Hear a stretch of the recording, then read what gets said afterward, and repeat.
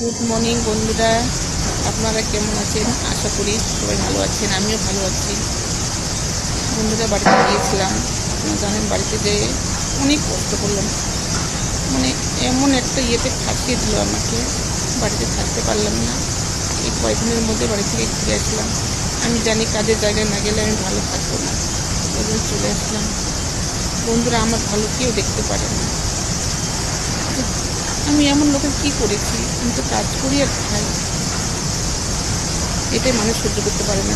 পাশে তো কেউ নেই, এত হাসি খুশি থাকে কেন? বন্ধুরা, দুঃখ আর কষ্ট দুটোই সাথে নিয়ে আমি থাকতে কেন? ছোট থেকে আমি এইভাবেই মানুষ হয়েছি। এমন কোনো বিলাসিতায় মানুষ হয়নি যে কষ্ট হলে হ্যাঁ ভেঙে পড়ি, তবে ভেঙে গেলে আমাকে উঠে দাঁড়াতে হবে। আমার পাশে কেউ নেই।